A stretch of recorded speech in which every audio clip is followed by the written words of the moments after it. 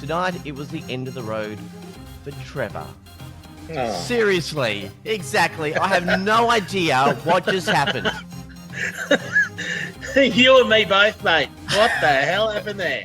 Farmer Dave doesn't know what happened. The OGs were stunned. The viewers were bloody stunned. And so, I know, people are crying. Oh, Jesus. well, let's get to the bottom of what happened. Trevor, thank you for joining me tonight. No worries. Thanks for inviting us, mate.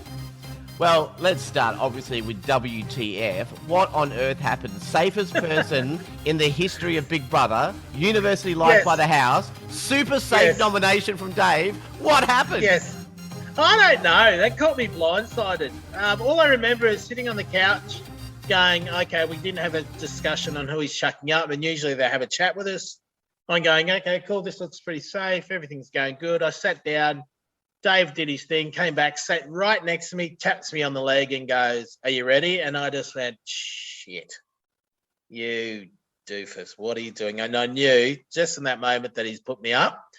You could probably tell it on my face. And I was like going, oh, God. And then putting us up against the two young ones like Gab and Alicia, I was like, oh, my God, I'm going home. There's no way I was going to let those two girls or either of them get kicked out of the house. So, yeah, it was sort of like, I don't know. It just caught me blindsided. Well, you said straight up that you won't scramble and basically everyone do what they need to do. I mean, why is it that you were not prepared to fight for your place in the house? No, I'm not that kind of person that goes around and looks for other people's acknowledgement of why I'm in the house. People know I was in there. People know who I was. I was up front with everybody. So I wasn't going to run around and, like, you know, kiss everybody's bum and be a brown nose. Pardon the pun. But yeah, I'm not that kind of person outside the house. I'm not that kind of person inside the house. So what you see is what you get. I don't run after people. I'm not that person that runs after people and asks for, this is why you should keep me in the house, or this is why we should be friends. If we're not friends, then you won't keep me in the house. We are friends, and I had good friendships with everybody in the house. And I thought, okay, cool, that's enough for me. But then when he put us up with the two girls, I went, okay, cool, I'm just going to fall on the sword here and kick myself out. Yeah. You told Alicia, though, to do what she needs to do to put her vote on you. But I get why you did that. But why was it a foregone conclusion that it was you? I mean, there were 3 people nominated. Why couldn't she vote for Gabby? Because I like Gabby. Gabby was like my little sister in the house. And I told Gabby, had a massive argument with her, to chuck her vote on me, and just to say, if you want to stay in this house, then you've got to do what you got to do. That one vote that Gabby got, that was would have been Alicia's vote, because that was it. There's only one person voted her, and I'm pretty sure that was Alicia. And everything, I think that's what the whole plan was, to try and get Alicia out. But the whole thing is with me, it's just, I don't know, why didn't you just chuck Brenton up? That was the whole thing for me. We didn't know Brenton. So he's new to the house. His acting was terrible. And I saw straight through him as soon as he walked through the house. I was like, oh, here we go. Yeah, actually, we'll get to that in a second. Because, yeah, there was quite a few things on screen with you and Brenton where he was acting really, really dumb. But I do want to ask, though, about while we're on the nomination, though. I mean, because you famously say in the show 110 days without, being up for nomination. So it must have been a different experience for you, because you went through a whole Big Brother experience and not having that feeling of what it was like sitting in those chairs. So yeah, what was it like for you? It was very surreal and very taken back. I sat down on the chair and I was like, wow, this is what it feels like. And all the emotions hit you. But I was kind of calm and content to know that I was going to go. But then when the screen came on and the girls started, everybody just started getting emotional. And then they were saying so many nice things about us. And I just went, oh, stop it. I hate all that. People saying nice things about us in front of other people. If you're going to do that, do it tucked away. Like if we're driving in a car or sitting in a bar or, just one-on-one, because I get very emotional. I'm a humble person, but I just don't take, admiration like when it's all out in the open. I go, yeah, okay, cool. Okay, let's just stop it. And then when the boys got brought up, and then, everything just got to me. So that's why I was so emotional at the end. You had a really nice connection, obviously, with the OGs. Were you always going to be loyal to the OG alliance until the newbies Yeah. were voted out, or what strategy did you have? My strategy was just to have the OGs back, whatever they wanted to do. Like me and Tim had a good, good friendship going where he would come over and say, "This is what's going on. This is what I need you to do." And if I said, "No, I'll do this. Can you work around that?" He'd go, "Yeah, okay, cool." So we wanted to get Lara out. I said, "I need Lara out because she's doing my head in and she's just a weapon.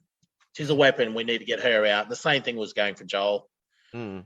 And Mel, like it was just Tim had a strategy in his head that this is how we can progress in the game. And I was like, yeah, I'm behind you guys 100%. My whole thing was to make sure Reg got to as far as she could. And if it meant me being the human shield, then I guaranteed that's what I'd do. You mean Tim that had that great plan and ended up putting his vote on you? that Yeah, Tim. Yeah, that Tim, the one that kicked me in the nuts when I turned around. But I had their back, and people knew where I stood with everybody else. I had Gabby's back 100%. There was no way if it came up, I would have fought for Gab. Same thing went for Taras and Johnson. They were good people. Like that's the one thing that they miss on the show is the connections and the friendships I had in the house with different people. Mm. And I told people I've got you no matter what it is, and I won't vote against you. I'll just find out different ways of doing it. Like if it came up to Reg, Gab, and Johnson, it'd be Johnson. You know, you'd have the different structure of how you'd put everything on. You'd have people in different lines. So, but it is what it is. It was pretty close though in the end, because if Tim actually had have voted for you, and the other one that was supposed to be sort of safe with the OGs was Jules, the new intruder. If they both had have voted for you, it would have been a tie, and then presumably Dave would have put someone else out. But yeah, it did end up being pretty close. Now Dave put you up as a super safe vote. Now the audience hears that all the time, but a lot of the time it doesn't work out. So I'm sure the audience was rolling their eyes. Is there such a thing as a safe vote? There is a thing as a safe vote when you have people that are unsafe, if that makes any sense. If you put me up with someone like your Brenton and Alicia, then I would have been safe. If you put me up with someone like Lulu and maybe you always got to have that other person that no one wants in the house. That's the only way it's a super safe vote. But then putting me up with two of the youngest people in the house, the two that I've thought were like my little sisters in there, were just there was like I struck up a good friendship with Alicia when that chicken bloody thing was going around, and she was like, she has massive anxieties with the chickens, like total, like people have anxieties with death, and you know mine is sharks and talking in front of people. That was her. Like you got people with anxieties with snakes and spiders. Hers was chickens, and it was just heart-wrenching at the time. There was another time when they chucked her in a room with Tim, chickens, and her, and everybody there was so much stress going around in the house, and I nearly punched a hole through it all. You don't see that. And I had to go in there. I had to literally go in there and tell BB, you need to open this door, and I'm going to give you a countdown to 10. If this door's not open, I'm going to put my foot through it. And I gave him a countdown to 10. And then I literally pushed through the door, walked over, told Tim to get the fucking chickens out of the way, and then picked her up and then carried her out of the room because she was just freaking out. And I think that's where our bond kicked in a lot. Yeah, it's beautiful. And Gab was just she's just Gabby. She's a little champion. And we got struck. That's the one thing is that they missed out on is the friendship and the mateship I had with Gab, because we were just running around like two fucking idiots. Yeah, you miss a lot of those connections. With the other evictees that have been out, they talk about all these connections, and I think, I never actually saw that on air. But and that's why people are probably confused at the end why there's so much emotion in there. What's going on? What did we miss? And they've missed a lot. So with your your last challenge, you were holding up your body weight. So oh my God, I'm asking I'm wondering how to put this politely. 130 kilos wet. It was just ridiculous. I had to chat to some of the people in there and go, what's with these challenges that everything's Like the only thing I was really good at was the tug of war one, and they didn't even show me, and we absolutely hammered it. We killed them, absolutely killed them. And I was just sitting there going, the only thing I was really good at, and people were looking forward to see, and I crushed them. Like there was me, JC, and Gab. We're all there, and I said, "We are not losing this today." And they go, "Nah." We all jumped at the same time, and as we all jumped at the same time, Johnson flew back into the air, and so did Dave. And then we just powered through and crushed them, and they didn't even show that. And then there was another one with Gab and Estelle. Gab picked up the flag in under 3 seconds. Oh wow! And they didn't even. She, bloody Estelle went down in a crouching position to try and use herself as an anchor. But what they didn't know is Gab's dad's an ex Balmain Tigers NRL player, and she jumped forward, got up, sprinted for the flag, and dragged Estelle and grabbed the flag. And I reckon it was probably 3 to 4 seconds. It was the quickest thing I've ever seen. Wow. And you don't see that. Yeah. Look, I wanted to ask you, like, because you seem like obviously people know you're a real chilled out kind of guy. What do you make of all the drama in the house? I mean, Sam, Drew, Tully, Tim fighting with Dave and Sam, all that kind of stuff. Yeah. I mean, how do you deal with that? Or you don't? The whole you don't deal with it really. If it's got nothing to do with you, if you're going to go stick your nose in it, that's when you're going to get involved, and that's when you're going to look like an idiot because you have no idea what's happening. It's a storyline and a friendship and a conflict that's been going on for ages with Drew, Tully, and Tim, and then chucking Sam in there as well. And it really had nothing. They weren't coming up to me. I had a couple of good chats with Sam and stuff. Nothing about Drew or Tim, but yeah, it's just so much drama in there, and you just kind of stayed away. Like other people are trying to get involved. Don't get involved. Just sit back. It's their thing. They're killing themselves right here. So. Well, speaking of drama, and we were just talking about that before about Brenton. Now, he's obviously coming in the show with his own little strategic plan, pretending that he doesn't know any of the OGs and all this kind of stuff. But when you watch on air, because you wouldn't have seen just yet your episode where you get evicted, but it does seem to the audience that every single person, including you, has fallen for it, because I think at one point he asked you about Big Brother, and he's like, "No, Big Brother's actually the name of the TV show." It's just.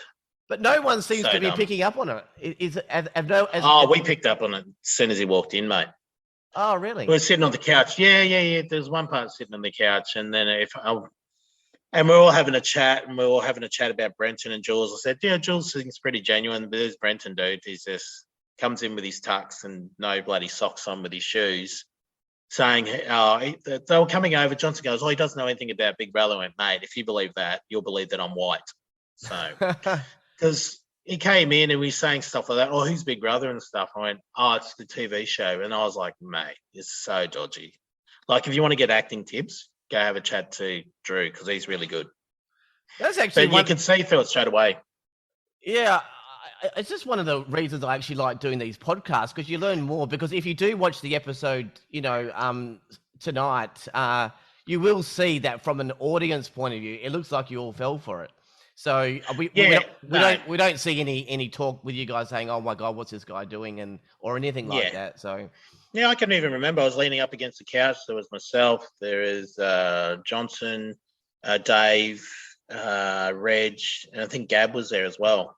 And we're all having a change on Don't fall for this. It's just a bit of a play. So if he doesn't know what Big Brother is, then why you're on here? Yeah. There's not a single person of his age that doesn't know what this show is all about. And if you're signing up for this show, you're smart enough now to go on your socials and your bloody computer, YouTube, and just look up what it's about. Oh, but if you ask him on the show, he didn't think he signed up for Big Brother. He thought he was going on Survivor. Yeah, whatever. They probably asked him to go on Survivor, and then he signed up for this. Yeah, it's just, I don't know. Who knows? If that's how you get through life, then that's how you get through life. I've done this with the other evictees. A quick game of choose a housemate, Trevor. So, rightio. Most genuine. Most genuine in the house would Reggie. All right, that's been a popular. Yeah, there's a few themes coming out with these questions. I like Oh, it. the whole thing is that what you see is what you get with Reg. Like Mm. when you got her back and you had a bit of a chat, she knew how to play the game and what was going on, but she also was confused in how it was getting played. So she was pretty much doing what she could to get as far as she can. Yeah. But she was the most genuine person I've ever met in my life. She's just straight up tells you what it is. Well, the opposite now. Most non-genuine. They appear nice, but they could be lying to your face. I got that feeling from Lara and a little bit from Joel because you saw two different sides of Joel. Like Joel's like an amazing person, but you got game playing Joel, and then once you got a couple of drinks into Joel, it was the wall dropped, and I'm going, "Oh, who's this guy?" And like I got the true Joel, and I was having a. It's going to be great just to catch up with him and have a chat and just tell him because I was straightforward with Joel, and he was like the nicest guy. But when he was in there in this mindset of playing the game, he played the game, and the wall came up. And then as soon as you got a couple of drinks and he started to relax, you had great chats with him, and he was just so relaxed, and blah blah blah. And I found out a bit about his background and the relationship he had with his dad and stuff. But then the walls came up again when other people came around. Yeah. And it's not a weakness. It was just him just being him. What about the person you'd like to most connect with on the outside? Who would you like to have over for a barbecue? Oh, I'd have all of them over for a barbecue, mate. It's just not all at the same time. Like bits and pieces, because you got your little group friends, and then you got your little mates that you have. Like I've got a group of 9 really good close mates. Yeah. But you have different other connections with a certain mate because you grew up together, but you're in the same group together, and then he's got a different for relationship and a friendship with other people on different levels because they play different sport or they're into different games or Yeah, I'd have them all over for a barbecue, but not at the same time. What about the newbie housemate that you would like to go the furthest, or that you think will go the furthest? I would like 3 of them, and it'd be Gab, Taras, and Johnson. They'd be the 3 people that I'd love to see go as far as they can in the game. And who would you like to see win Big Brother? I really love to see Reg pull off a win, but I don't think it's possible. But if someone's going to win, the same 3 people again, I'd love to see a newbie win, and that'd be Taras, Johnson, Gab. Yep. Now, a couple of more personal questions rather than the game. You obviously were a big winner in your previous season. Did you use the money to set yourself up, or did you blow a bit as well? No. We bought a house and we've set ourselves up great, mate. The boys beautiful. are at a great school. Breezy's finished her accounting degree, invested a bit of money, lost a bit of money, but yeah, we're all set up nice and pretty, mate. So that's one question I get asked all the time. I said, we've got a roof over our heads and we're in the lucky position where we never have paid a mortgage ever. That's the one thing. I was going to say, did you have people that you hadn't spoken to in a while come out of the woodwork looking for a few dollars? No, I've never had that at all. Oh, so wow. yeah. Like the people that I've grown up with and and had in my life, I've never asked for anything because they've always been there for me, and I've always been there for them in some capacity. But yeah, never in their wildest dream, because that's something that you don't do to friends. You did just touch on this, but I mean, you proposed to your high school sweetheart on the first Big Brother.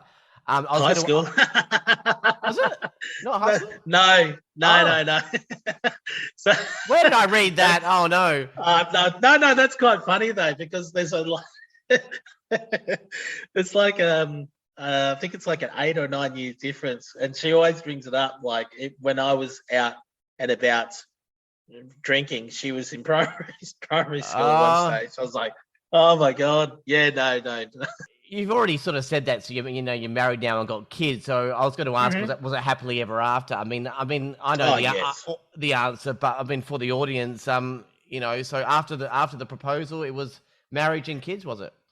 Yeah. We got married a year to the date of when I left the house. I entered the house. Yeah, left the house. Got married in Broken Hill or Silverton, which was 20 k's out of my hometown. Yeah. had like a few hundred people there, and yeah, we've got two beautiful boys now. Maika, who's 14 now, and Credence, who's 11. And yeah, Ah, it's happily beautiful. ever after. Yeah, it's great. We're so happy.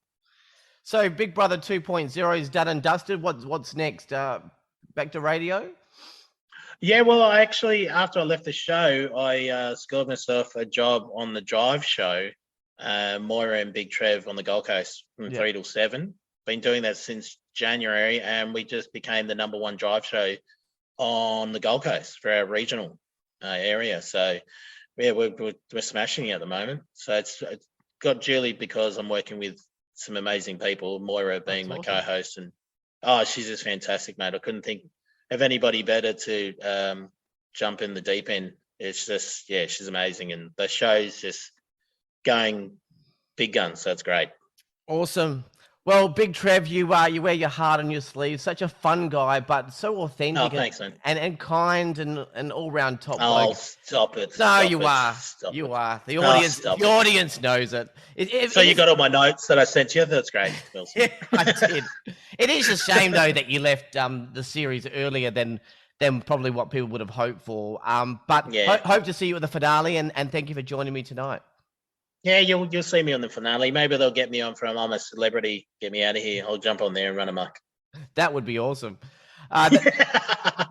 That was Trevor, 6th evicted from Big Brother 2022. That's it for tonight. Thank you for listening. I'm Aaron Ryan. I'll be back for the 7th eviction very soon. Good night.